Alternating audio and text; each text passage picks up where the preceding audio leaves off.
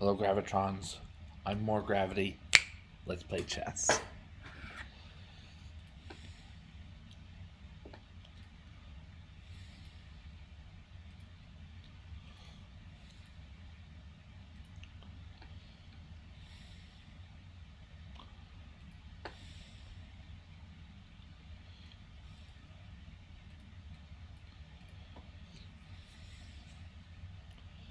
All right.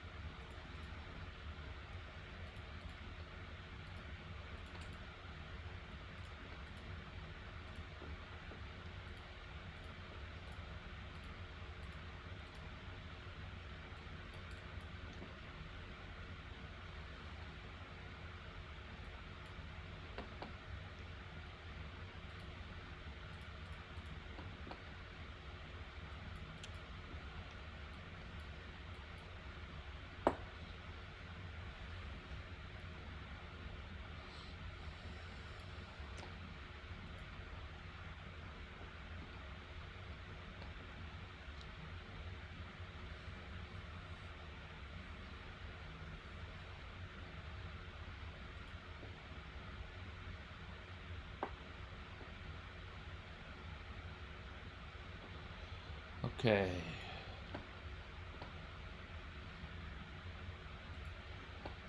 There's one rematch I can find like that.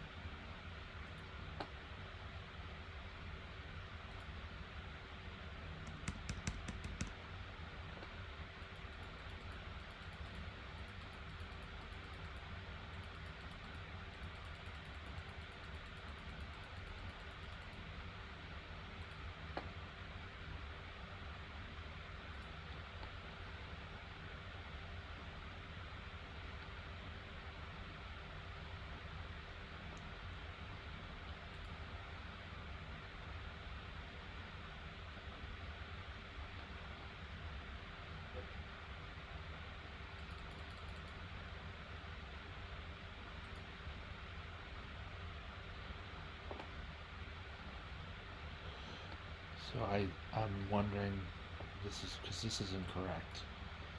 11 inaccuracies and 3 mistakes, but then when we go to the review, we see that it's maybe 1, 2, 3, 4, 5, 6, 7, 8, 9, 10, and maybe I glazed over one. 1, 2, 3, 4, 5, 6, 7, 8, 9, 10. There's only really 10 inaccuracies. So that's wrong.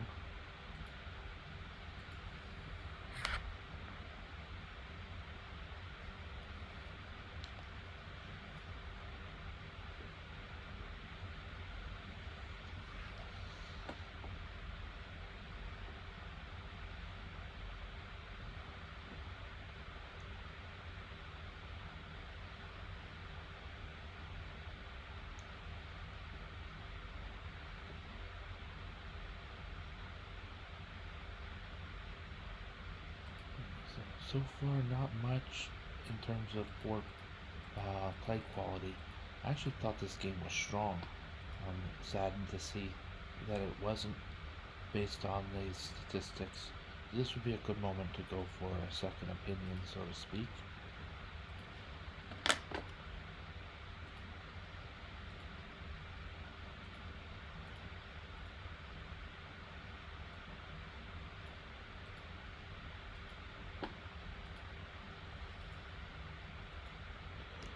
Let's go to leadchess.org and see if the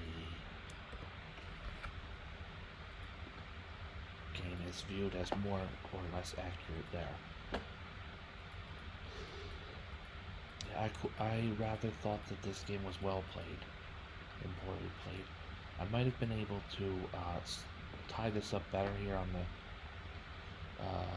black side of the board towards the center, but you know, I went up almost a full rook and I'm okay with that. Here it's a full rook and we get a little bit of ancillary benefits from capturing pawns, and the position becomes more stable. My opponent starts trying to time me out.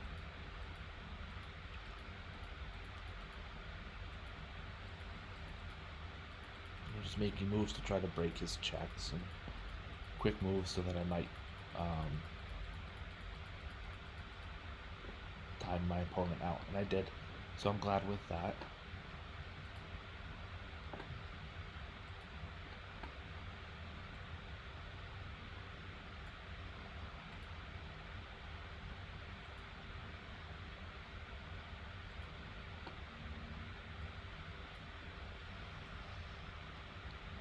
And the computer analysis agreed that the game was sloppy.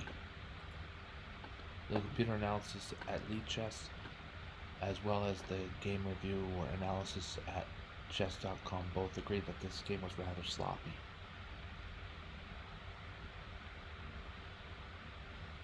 I wouldn't have thought that based on inaccuracies, mistakes, and misses. And then we see quite a few moves were only good. 14 for white, 12 for black. These moves are just good. They're not excellent or best. Excellent or best are, will increase your accuracy. Good moves mostly won't do too much, but yeah, a lot of them will. So I think that's part of the reason why this game is has been judged. I think that's part of the reason why this game has been judged to be so inaccurate. So I won't go over this, seeing as how it wasn't a quality game. I don't know. I kind of thought it was a quality game. We have this timeout here. White's gonna win on the board. Let's finish it out in practice and then probably not review this game.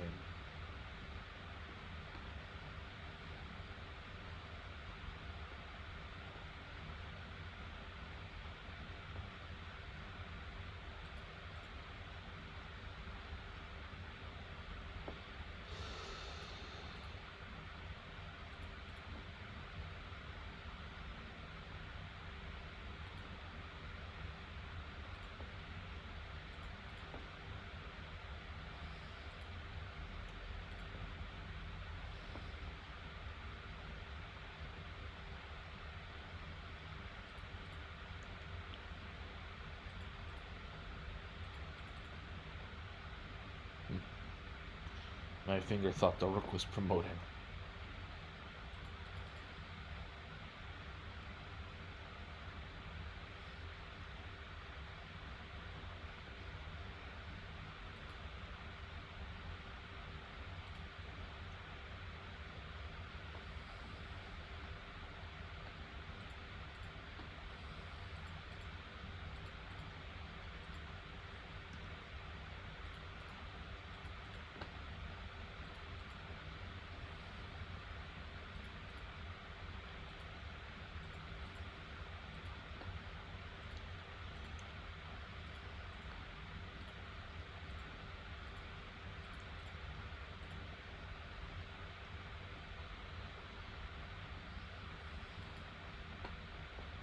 So did the game.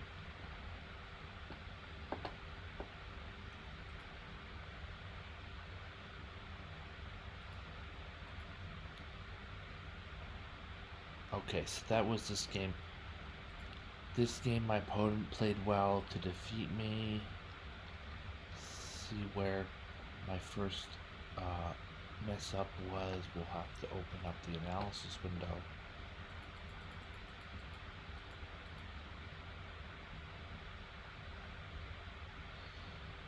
A little bit of a miscue, not huge though. This I might play this again, for the very reason of how the game proceeded.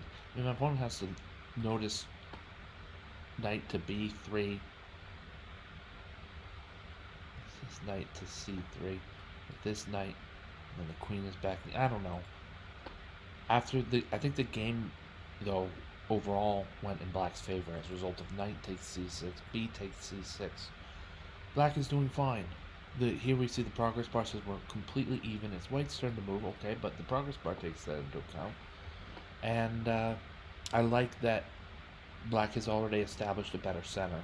It's the propensity, or not propensity, the possibility of two central pawns rather than just one. Not only that, but the pawn on d5 is strong because of its being buttressed by the c6 pawn, which in turn frees my queen from defense of this pawn to do all sorts of other aggressive things, probably mostly on the queen side, but with an eye towards white's king and some of those. So I think black's doing well here. Not well like he's gonna win, but well like it's white's sixth move and the game is dead even.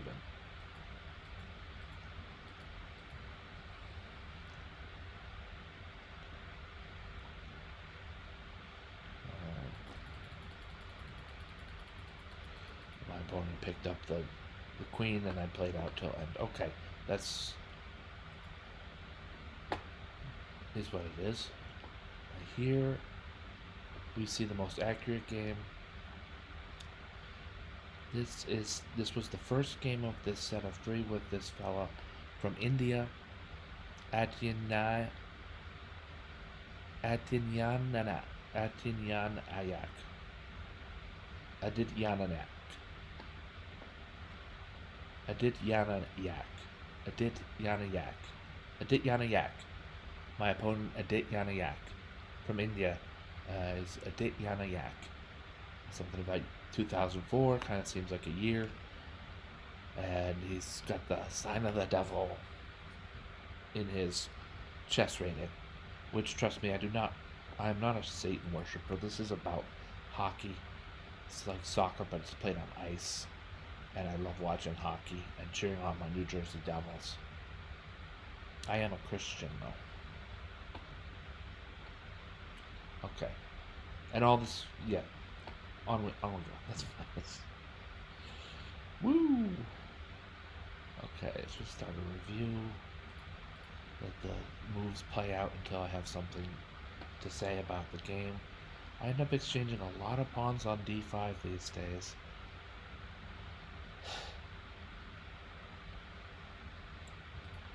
What is this miss? Bishop to b5. What did I miss here? Maybe pawn to d5. I probably pawn to d5 is computer best. Yeah. Pawn to d5. There's no downside to it. Right? We are only gaining space and initiative and protection of the d5 pawn, who wasn't gonna get protection on d4 anyway because there's no c pawn or e pawn for white. So this move, the move pawn to d4 has no negative for white. There's no downside to playing pawn to d4. I mean, I like it. I'm impressed that Torch 4 caught that. That's a good thing. I chose bishop to b5, just trying to get the pin in place first, and then maybe playing d5 soon. And see how the tactics work out here on the c6 square. They don't win by force, but black has to play accurately. So bishop to b5 is not all that bad. You see it here as the 4th best move based on Torch, given all of white's options. But yeah, d5 is strong here because, like I said, no downside. There's no negative for white to play d5.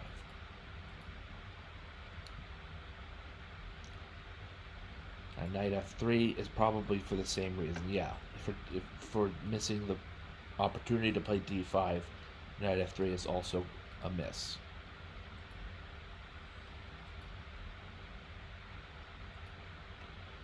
Exchanges on c6 are good. Pawn to d5. Alright, so maybe I proved something. I don't know.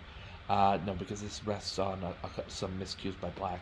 But now pawn to d5, and yes, now it's really quite a strong move. Hitting at, attacking the bishop at c6. The pawn is solid, even though it's Naisalani. White's king is ready to castle very soon. And black's development is flat-footed compared to white's. Alright, so this is a good position to think about. We're going to go through the 6 fundamental forces of chess. Because the material's even. So we'll get to focus on something other than material. The 6 fundamental forces of chess. I want to just real quickly say I got 5 of these forces from reading Play Winning Chess by Grandmaster Yasser Seirawan. It's a brilliant start to finish, beginner to expert or beginner to whatever course in chess, and I recommend it highly. He espouses the 5 fundamental forces of chess. I've changed the name of one, but let's now focus back on the chess, and here we go. Space. White has more space. White is dealing very well with space so far. King safety. White is ahead in king safety. He's got castle soon, and he's gonna have a very safe king on g1.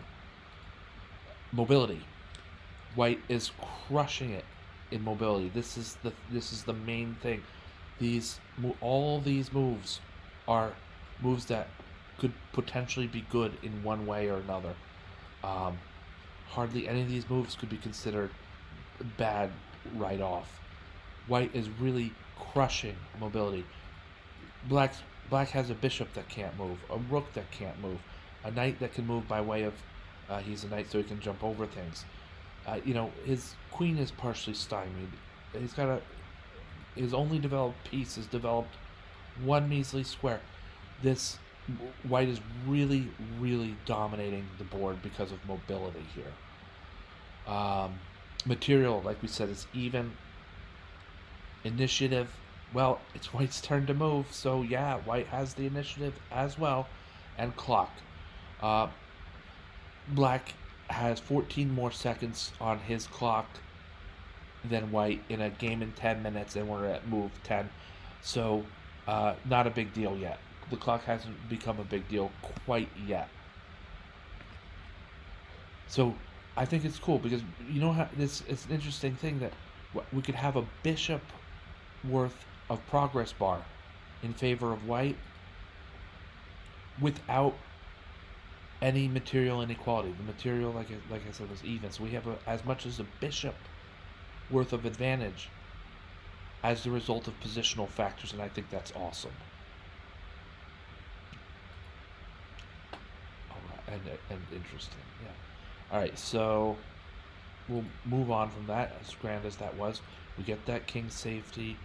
The one thing I noticed here with bishop to g4 is it's a strong pin. This is a nasty pin that Black lays down against White.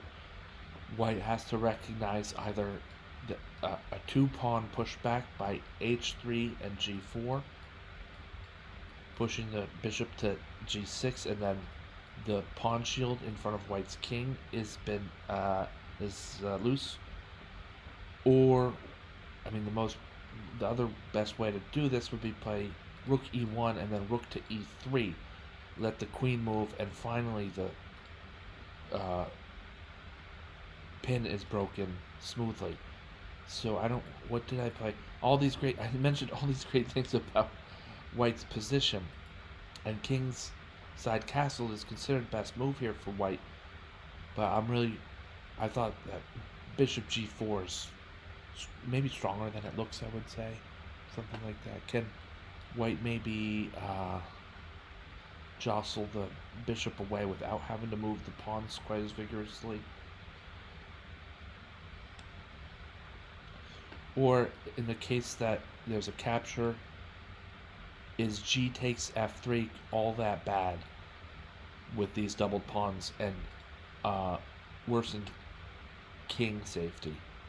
It's bad, but I don't know if it's like gonna take all the way from 3.7 back to even kind of bad. Anyway, my opponent found a great move. The great move here was to notice that the pin was indeed a very strong one. Bishop to g4. Aha! I think I have it. Bishop to g4, and this is why Torch might not have considered this as best move or excellent, because the pin is broken with queen to d3. Alright, so this is a simple move, queen to d3 to defend. Sometimes I'm defending myself here. It's not the move that comes to mind right away, but queen to d3 is strong. I want to get Torch 4's opinion on this. Of course, then there's the fact that queen to d3 doesn't have to be played right away either, but it's sort of a long-lasting way that White can step out of the pin without too much danger or damage. Pawn to h3 I played, and my opponent captured on f3. I think a better move might have been bishop to h5. Let's take a look. We're going to force black's hand here, depending on what. Okay.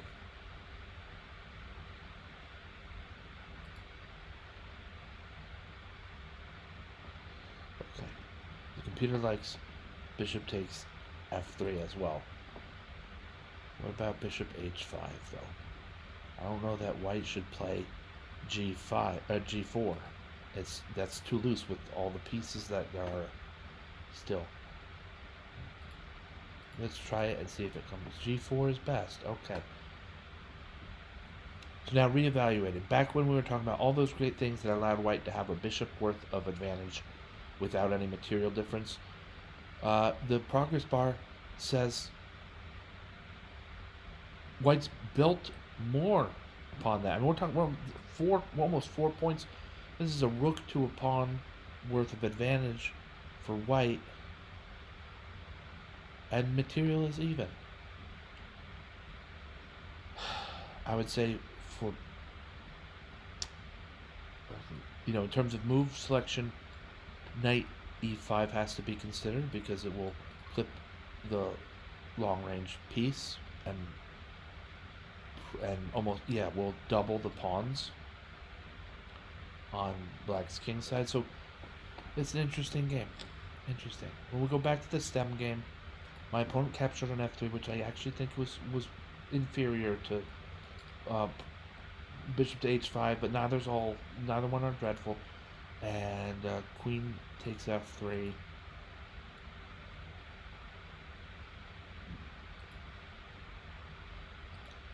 And this is an interesting moment for white to capture this knight. Most likely, either the knight will either be recaptured in a way that doubles pawns, or that white can inflict or enforce doubled pawns with a queen trade.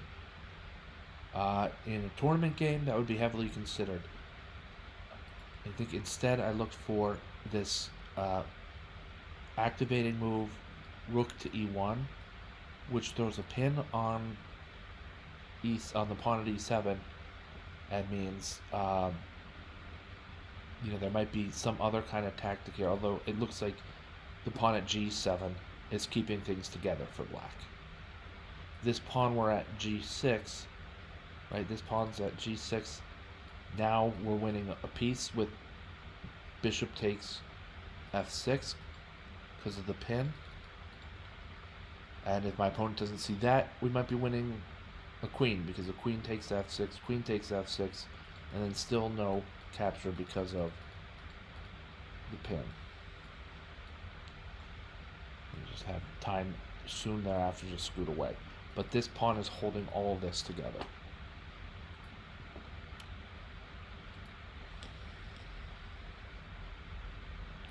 Seriously, a game I don't want to say, I don't want to sound like I'm bragging too much, but I'm really pleased with this game. That 6.2 points on the progress bar, and material is still even.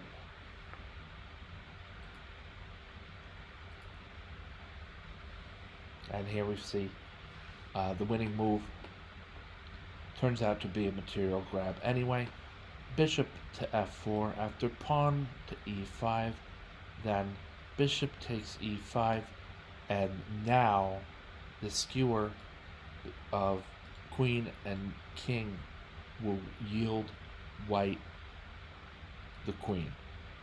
Otherwise, no pawn to e5, then still bishop takes d6 check, and something like pawn takes d6, or even rook takes d6, and now white is ahead a ton of material, with also other attacking options and superior pieces and piece quality as well.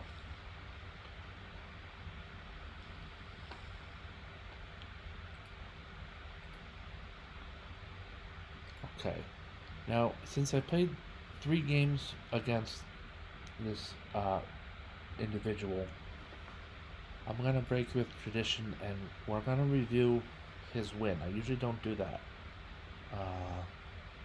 But let's review our opponent's win here.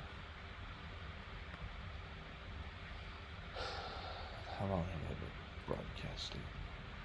An hour. Okay, so this will be the last portion of this broadcast, and then I'll be on probably later this evening, in about 2 or 3 hours from now.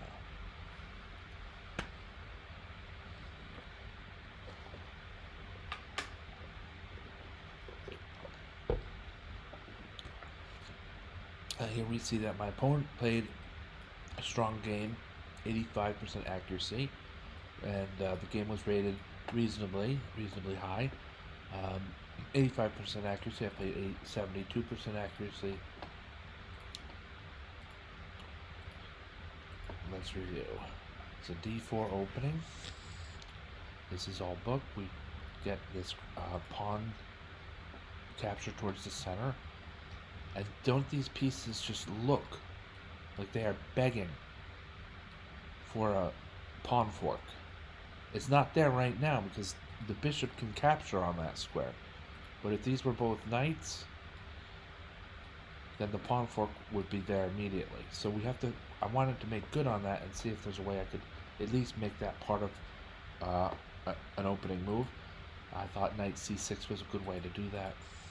And things progress. I'm realizing now we have reviewed this game, right? Didn't I believe I reviewed this game recently. But let's look over it one more time and see if there's something that I missed in the last review.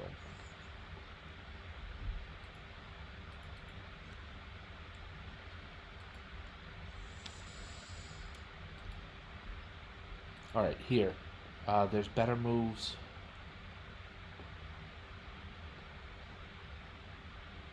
Better moves here for black. I believe better than I played, I might have played queen to a5. I think if white wants to play queen takes c6, then bishop to d7, loses the rook, yuck. I'm not so sure about that. Let's consult with our computer engine.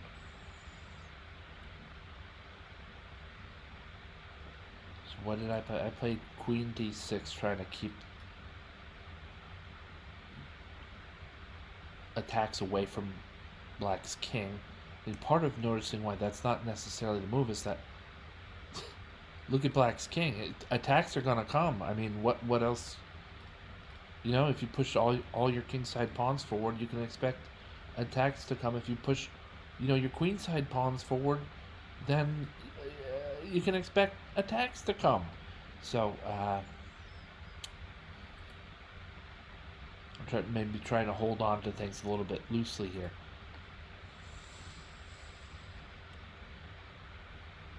Now let's try d takes c6. The move that torch indicates is d takes c6. I'm thinking the queen's gonna capture on b5. No.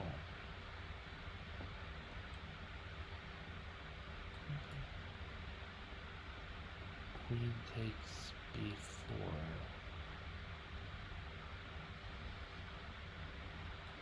Check. And this is a strong check. King must move to f1. That disrupts his castle, his ability to castle, and then there's queen takes b2. The rook is in peril while the queen is threatening to trade pieces up one point of material with a dangerous pawn.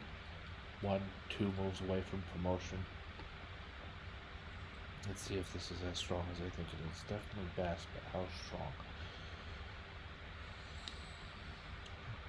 It's also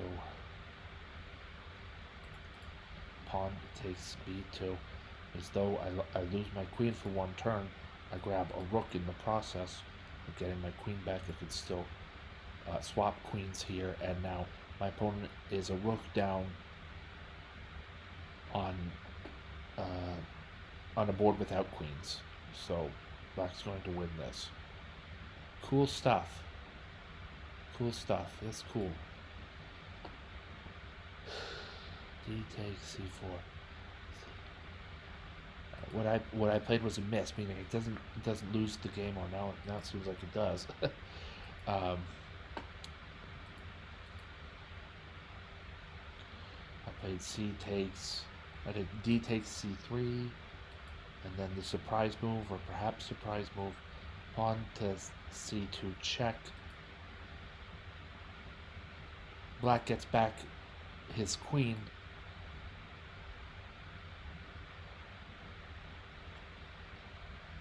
But it looks like there's too many dynamic factors in White's favor here. That the board is, White has 1 point of material, but like last game, like in the other game against Adit Yaniak 2004, the other game against Adit Yaniak 2004, I had a big lead without much of it made out of material. In this game, my opponent has a big lead without much of it made out of material. Let's take a look at that. This bishop looks silly because he's hitting at a pawn that's protected, but he's not all that bad. Things open up and he's got a huge line of scope. Plus, it's not like the pawn that's protecting it is all that safe. If I really want to keep my knight on g8 for the rest of the game, White's queen. Oh, thank God. White's queen is the strongest piece on this board. Next up, White's rook. So, White owns the strongest pieces on this board in a piece-by-piece kind of analysis. And here's a beautiful square for an attack on b7 for White's queen, potentially, or in many lines, or both. We don't know what the heck's going on with Black's castle. Can Black even castle at all? Have I moved my king? It looks like Black can castle in certain circumstances, but you know what? White's castle is going to be a heck of a lot safer. And with the rook castling onto f1, White is protecting the threatened bishop on d1, and in such a way that we would fathom there's even a surprise attack. Bishop takes h5, check. King moves out of the way. Rook takes the queen. Rook takes the black queen on c1. Just all the dynamic factors on this board are strong in White's favor. Okay, best move is castles, I agree. It's hard to find any good move here for Black. I might have tried to find better safety with my queen on this move. It's here with Black to move. I played bishop d7. Maybe here, this might have been the time to play queen a1. Or Torch's suggestion is queen to b1.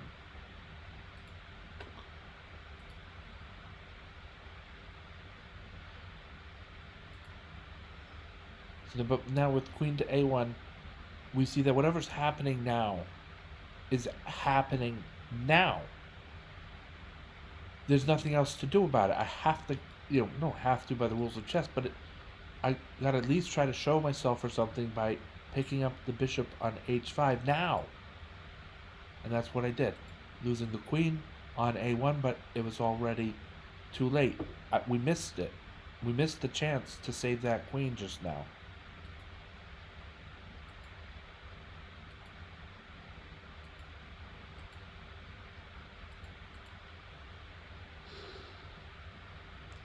My opponent has 12 points more material than I do, and is going to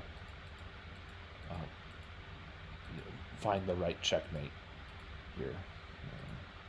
All right.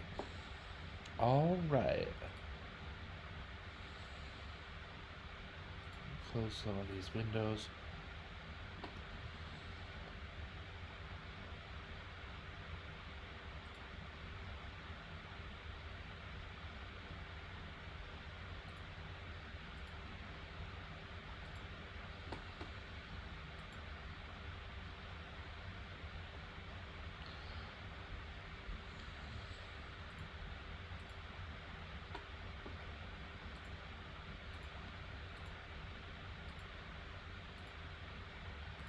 Okay. Thank you all for watching. Thank you, Gravitrons. I'm more gravity. Have a great night.